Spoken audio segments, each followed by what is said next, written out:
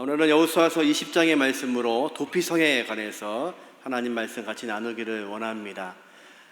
이제 이스라엘 땅은 분파별로 지파별로 땅을 다 분배했습니다. 그리고 나서 전쟁이 이제 그쳤습니다. 그리고 하나님은 여호수아에게 이제 도피성에 대해서 제정할 것을 말씀하십니다. 이 도피성에 관해서는 하나님께서 일찍이 모세에게 광야에 있을 때 말씀하신 부분입니다. 민수기에 이 말씀이 등장하죠. 그리고 또 신명기에 모세는 다시 한번 가나안 땅에 들어가는 이세들에게 도피성을 그 땅에 들어가면 세워야 될 것을 말씀하셨습니다. 이제 하나님께서 여호수아에게 그 모세에게 명령했던 도피성을 세우라고 말씀합니다. 도피성은요, 어떤 거냐면 부지 중에 내가 살인의 의도를 가지고 살인한 것이 아니라 실수로 살인한 사람들이 피신할 수 있는 성입니다. 하나님은 왜 지금 이런 도피성을 준비하시는 걸까요? 이스라엘 백성은 지금까지 큰 전쟁을 치루었습니다.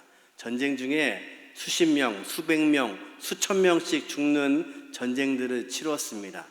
한 명이 죽는 거는 그렇게 문제가 되지 않습니다. 그럼에도 불구하고 여전히 하나님의 생각은 소중한 생명 한 명을 구원하시는 것이 하나님의 생각이고 계획이셨습니다. 당시의 중동의 문화는 이에는 이, 눈에는 눈, 내가 당한 만큼 보복하는 것이 보편적인 때였습니다. 그래서 내가 실수로 누구를 죽였을지라도 내 가족 중에 누군가 살해당했다면 내 가족의 명예를 위해서 살인한 그 사람을 끝까지 추적해서 죽이는 것이 당시에 가족들에게 할 수 있는 최고의 명예라고 생각할 때였습니다. 그런데 하나님은요, 이스라엘 땅에, 가나안 땅에 6개의 도피성을 세우고 실수로 살인한 사람들을 이제 살려둘 수 있게 하라고 말씀하십니다. 하나님은 왜 이렇게 말씀하시는 걸까요? 하나님의 통치와 세상의 통치가 다르다는 것을 지금 말씀하시는 겁니다. 하나님의 사람들과 세상의 사람들이 다른 존재라는 것을 말씀하시는 겁니다. 세상의 사람들은 끊임없이 피해 복수로 사람들을 죽이고 있고, 그것이 계속해서 살인을 낳고 살인이 또 다른 살인을 낳는 세상의 모습과 다르게 하나님의 백성은 생명을 살리는 백성이라는 것을 가르치고 계시는 겁니다. 저와 여러분은요, 하나님의 백성입니다. 그렇다면 저와 여러분이 속해 있는 교회, 어떤 교회가 정말 좋은 교회일까요? 말씀 설교를 잘하는 교회? 아니면 아이들에게 양육을 잘하는 교회? 아니면 설교를 잘하고 설교의 말씀대로 또 선교를 잘하는 교회? 예, 다 포함되겠죠. 그런데 정말 좋은 교회는 어떤 곳이냐면 하나님의 생각대로 움직이는 교회입니다. 하나님의 말씀대로 살아가는 교회가 하나님이 기뻐하시는 교회이고 좋은 교회입니다. 저와 여러분에게 하나님은 이 아침에도 도피성을 말씀하시면서 하나님의 생각을 말씀하기를 원하십니다. 이제 실수로 살인을 저지른 사람들이 아무 성이나 들어가면 되는 게 아닙니다. 오늘 본문에 보니까 20장 1절과 2절에 이렇게 말씀합니다. 같이 한번 읽어보죠. 여호와께서 여호수아에게 말씀하여 이르시되 이스라엘 자손에게 말하여 이르기를 내가 모세를 통하여 너희에게 말한 도피성들을 너희를 위해 정하여, 하나님이 정하신 곳이 있습니다. 옛날 성경에는 하나님이 택정하신 곳, 하나님이 세우신 그곳에 들어가야 그들은 살 수 있습니다. 아무 곳이나 들어간다고 사는 것이 아니죠. 노아의 홍수를 하나님이 말씀하시면서 노아에게 방주를 지라고 말씀하십니다. 인류가 살 수 있는 방법은 어디 있습니까? 그 방주로 들어가는 겁니다. 그런데 인류는요, 방주를 짓고 있는 그 긴 시간 동안 노아와 노아 가족들이 방주를 짓고 있는 동안에 그를 비웃었을 뿐이지 그 방주에 들어간 가족은 노아와 8명의 가족밖에는 없었습니다. 하나님이 택정하신 곳 외에는 구원이 없습니다. 하나님이 말씀하시는 곳, 말씀하시는 방법, 그것을 위해서 살지 않는 교회는 의미가 없습니다. 저와 여러분은 하나님의 백성입니다. 예수 그리스도를 영접한 그리스도인들입니다. 그리스도인들은 하나님이 택정하신 곳, 하나님의 방법으로 살 때만이 하나님의 모습으로 이 땅에서 이 땅을 섬길 수 있는 것을 믿으시기를 주님의 이름으로 축원합니다. 이 도피성이 어떤 곳인지를 출애굽기 21장에는 이렇게 말합니다. 같이 한번 읽어보죠. 사람을 쳐 죽인 자는 반드시 죽일 것이나 만일 사람이 고의적으로 한 것이 아니라 나 하나님이 이 사람을 그의 손에 넘긴 것이면 내가 그를 위하여 한 곳을 정하리니 그 사람이 그리로 도망할 것이며, 하나님의 말씀대로 사람을 죽인 자는 반드시 죽게 되어 있습니다. 하나님은 빛이신 분이시죠. 그분은 어두움이 없으신 분이십니다. 그분은 죄를 싫어하시는 분이십니다. 그래서 죄 있는 자들에게는 반드시 대가가 있는데 그것은 죽음이라고 말씀하십니다. 에스겔서에 하나님은 이렇게 말씀하십니다. 범죄한 그 영혼은 죽으리라. 범죄한 자의 대가는 죽음입니다. 그런데 하나님은 모든 사람들이 죽기를 바라지 않으셨습니다. 에스겔서 18장에 이렇게 말씀합니다. 죽는 자의 죽는 것은 내가 기뻐하지 아니하노니 너희는 스스로 돌이켜 살지니라. 하나님이 원하시는 것은요, 백성이 사는 겁니다. 하나님은 여러 선지자들을 통해서 누누이 말씀하셨습니다. 이스라엘 백성아, 나에게로 다시 돌아오라.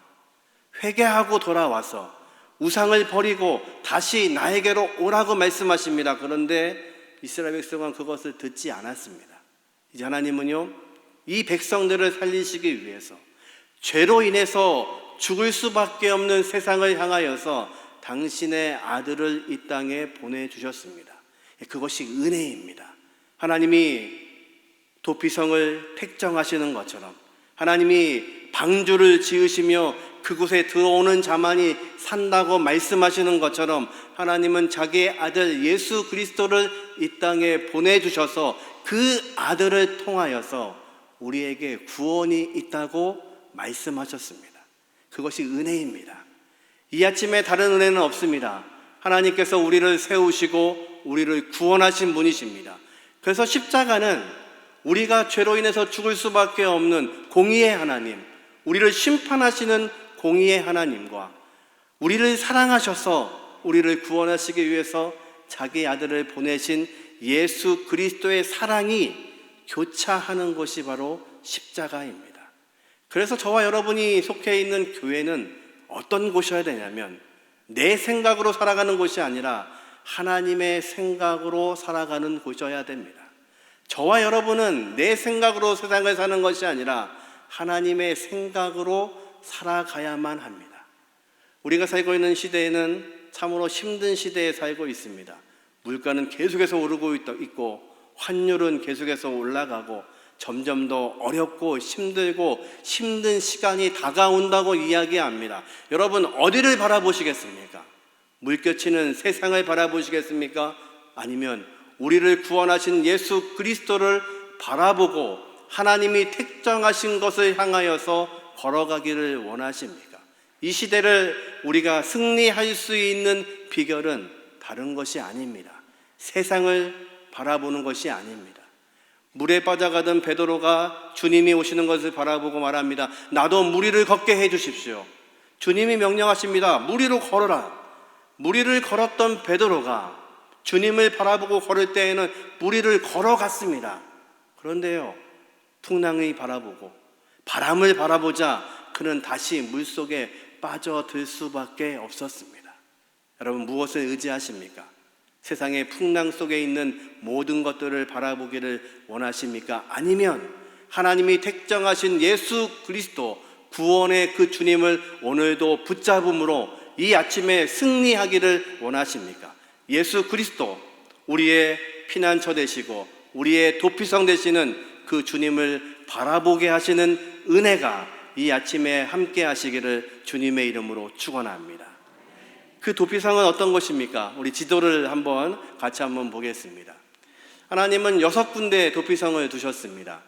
가운데에 있는 것이 요단강입니다. 요단강을 기준으로 요단 동편의 3개, 요단 서편에 3개의 도피성을 두셨습니다. 이스라엘 땅은 우리나라 강원도 정도밖에 되지 않는 작은 땅입니다. 그래서 어떤 자리에서 출발을 해도 도피성까지 한 하루길, 하루 걸어갈 수 있는 길입니다.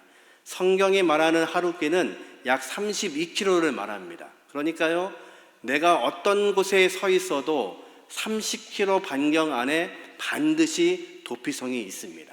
그리고 유대 문헌에 보면 이 도피성으로 가는 길은 항상 잘 정비가 되어 있습니다. 1년에 한 번씩 레위인들이 그 길을 정비하는데 그 길의 폭이 14m였습니다. 그러니까 거의 4차선 도로 정도가 되는 거죠. 그러니까 도피성으로 가는 길은 편말도 붙어 있습니다. 그리고 길도 넓습니다. 그리고 산 꼭대기에 준비되어 있습니다.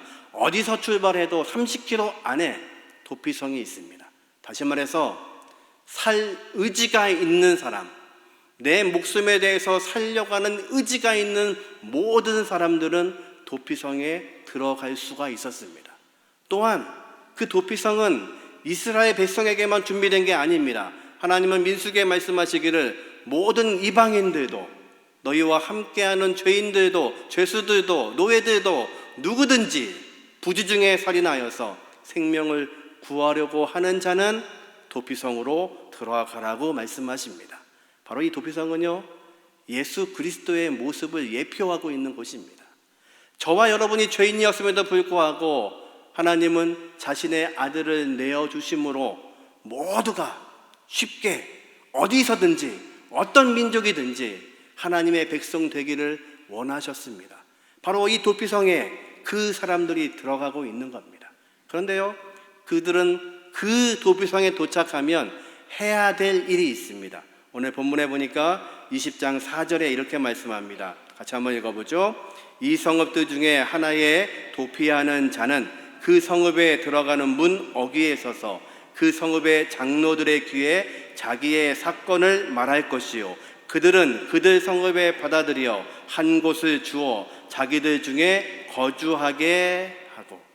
제일 먼저 해야 될 것은요, 내가 여기까지 어떻게 오게 되었는지 도피성에 있는 장로들에게 이야기를 하는 겁니다. 어떤 이야기예요?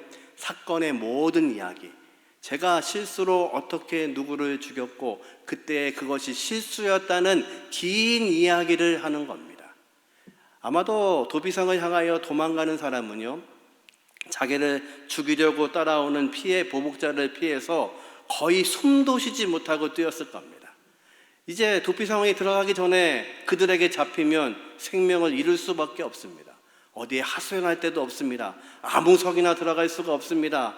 그리고 자기의 이 마음을 아무한테도 말할 수 없습니다. 그리고 도피성을 향하여만 뛰어갑니다. 그래서 그곳에 가서 그 장로들에게 내가 실수로 사람을 죽였음을 고백하는 겁니다. 왜 그렇게 만드셨을까요? 하루는 예수님의 뒤에 한 여인이 따라오기 시작합니다. 이 여인은요, 12해 동안의 혈류증으로 고생한 여인입니다. 12해 동안에 여러 의원을 만났지만 병이 낫지 않습니다. 전 재산을 다 드렸지만 그 병이 낫지 않아 고민하고 눈물 흘리는 여인입니다. 마지막 그 여인의 믿음은 예수님의 옷자락이라도 붙잡겠다는 것입니다. 그 많은 군중 사이에서 주님의 옷자락에 손을 대었습니다. 그때 그의 혈류 근원이 마르고 끊어진 것, 그가 나음을 입은 것을 알았습니다. 예수님도 아셨습니다. 주님이 그 여인을 찾으십니다. 그 많은 사람들 중에 그 여인을 찾고 있는 겁니다. 그리고 그 본문은 잘 아시는 것처럼 회당장 야이로의 딸을 구원하시기 위해서, 병 고치시기 위해서 급하게 움직이시는 중이었습니다. 그런데요, 예수님은 그 여인을 불러 세우는 겁니다. 왜 그랬을까요?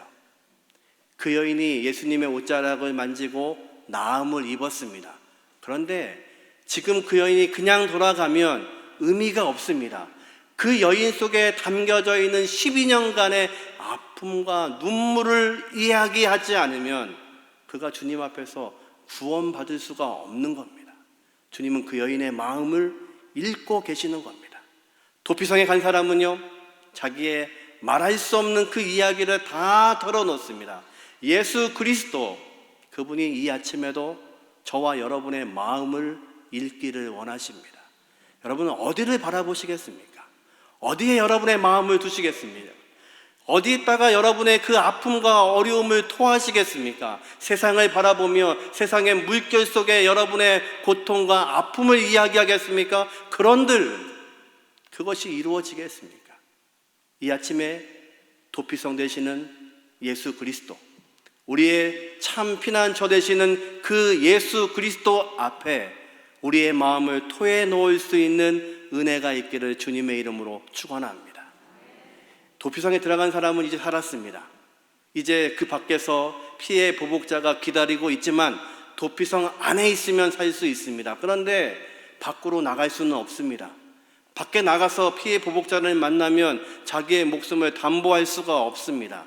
여러분, 그러면 이 도피성 안이 그에게는 마음 편한 곳일까요? 아니죠. 그가 마음 편한 곳은 다시 집으로 돌아가는 겁니다. 내 가정이 있고 내 아내가 있고 내 부모님이 있는 곳으로 돌아가야 되는데 그러지 못하고 도피성 안에 갇혀 있습니다. 도피성 밖에는요, 그 사람이 언제 나오는지를 쳐다보며 피해 보복자가 기다리고 있습니다. 여러분, 누가 피해자일까요? 나가지 못하고 갇혀 있는 이 사람, 나올 때만을 기다리고 죽이려고 혈안이 되어 있는 피해 보복자, 누가 피해자입니까? 모두가 피해자입니다. 서로 용서하지 못하기 때문에 이 피해의 역사가 계속해서 반복됩니다. 누군가 잘못을 해서 사람을 죽이면 그 사람을 보복하고 그 보복이 또 다른 보복을 낳고 피해 복수가 이어지는 것, 그것을 끊을 수 있는 방법은 하나밖에 없었습니다. 오늘 본문 6절에 보니까 이렇게 말씀합니다. 같이 한번 읽죠.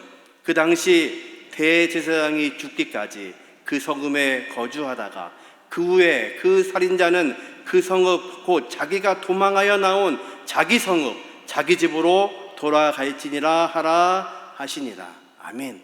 이 사람은 언제 나갈 수 있습니까? 당시에 대제사장이 죽으면, 그가 죽어야 다시 집으로 돌아갈 수 있습니다. 그때는 나가도 피해 보복자가 그를 죽일 수가 없습니다. 왜요? 대제사장이 이 사람의 죄값을 대신한 겁니다. 이 사람이 죽어야 되는데 이제 집으로 갈 수 있습니다. 왜냐하면 대제사장이 대신 죽은 겁니다. 그 전까지는 그는 나오지 못합니다. 우리의 대제사장 되시는 예수 그리스도께서 저와 여러분을 자유케 하시기 위하여 십자가에서 죽으셨습니다. 그것이 은혜입니다. 그것이 이 세상을 우리가 살아갈 수 있는 능력입니다. 세상에 풍파가 있고 세상이 어려운 시대에 살고 있음에도 불구하고 하나님이 택정하신 곳, 하나님이 택정하신 분, 우리를 구원하시기 위해서 나를 위해 죽으신 예수 그리스도의 능력이 있기 때문에 오늘도 하나님의 백성들은 그분을 바라보며 살 수 있는 겁니다. 다윗의 위대함은 바로 그것입니다. 다윗에게 어려움이 없는 것이 아니었습니다. 그는 수도 없는 전쟁터에서 살았던 사람입니다. 그런데 그는 이 모든 고난을 하나님의 눈으로 보았던 사람입니다. 여호와는 나의 산성이시라. 높은 산성을 보아도 하나님을 생각합니다. 여호와는 나의 방패시라. 전쟁터에서 돌아온 방패에 찍혀있는 그 화살 자국을 바라보며 하나님, 이 방패가 없었으면 내가 죽었을 텐데 여호와가 나의 방패가 되심을 감사합니다. 큰 반석을 보아도 그는 하나님을 떠오릅니다. 하나님은 나의 반석이시라. 나를 이 높은 곳에 세우실 분이라. 그가 고통이 없어서가 아니라 그의 삶에 보이는 모든 영역을 하나님으로 바라보고 있는 겁니다. 저와 여러분을 사랑하시는 그 예수 그리스도, 저를 위해서, 나를 위해서 십자가에 죽으신 대제사장 예수 그리스도의 능력이 저와 여러분을 붙잡으시는 이 아침이 되게 하시기를 주님의 이름으로 축원합니다. 마태복음 18장 35절에는 주님이 이런 말씀을 하셨습니다. 같이 한번 읽어보죠. 너희가 각각 마음으로부터 형제를 용서하지 아니하면 나의 하늘 아버지께서도 너희에게 이와 같이 하시리라. 본문을 그냥 띄워놓으시고 이 말씀을 하신 앞에 배경이 있습니다. 예수님께서 한 가지 예화를 드십니다. 1만 달란트 빚진 사람이 있다. 1만 달란트는 갚을 수 없는 빚입니다. 그런데 주인이 이 사람을 불쌍히 여겨서 1만 달란트를 탕감해 주었습니다. 탕감받은 이 사람이 집으로 돌아가다가 자신에게 100데나리온 빚진 자를 만납니다. 어떻게 하지요? 목을 끌어당기고 그를 갖다가 자기 감옥에 쳐넣습니다. 그 이야기를 주인이 들었습니다. 1만 달란트 탕감받은 그 사람을 다시 데려오라고 말합니다. 그리고 감옥에 가두라고 말합니다. 무슨 얘기입니까? 1만 달란트 탕감받았음에도 불구하고 여전히 용서 못하고 있는 이 사람에 대해서 주님이 말씀하시는 겁니다. 그리고 이 말씀을 하셨습니다. 다시 한번 읽어보죠. 너희가 각각 마음으로부터 형제를 용서하지 아니하면 너희 하늘 아버지께서도 너희에게 이와 같이 하시리라. 하나님이 우리를 용서하지 않는다는 말씀이 아닙니다. 이 말씀의 방점은 빨간 글씨 마음으로부터입니다. 너희가 마음으로부터 형제를 용서하지 않으면, 우리는 입으로는 잘합니다.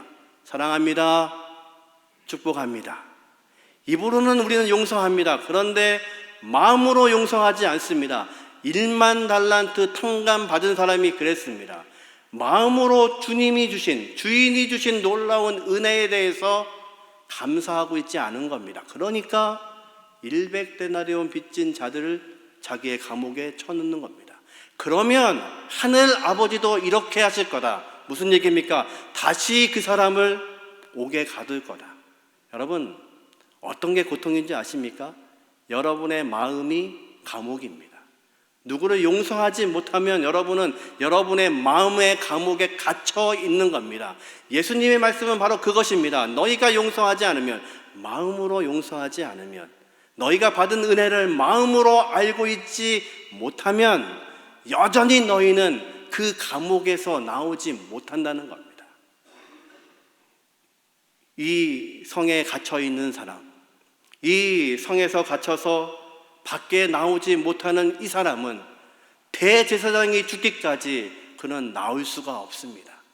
여러분, 여러분의 마음속에 오늘도 갇혀서 사시기를 원하십니까? 아니면 우리의 대제사장 되시는 예수 그리스도가 피난처 되시고 도피성 되시는 것을 믿고 그 말씀대로 순종하기를 원하십니까? 이 아침에 그 순종으로 여러분의 마음의 감옥에서 하나님께서 주시는 놀라운 기쁨을 경험하는 저와 여러분이 되시기를 주님의 이름으로 축원합니다.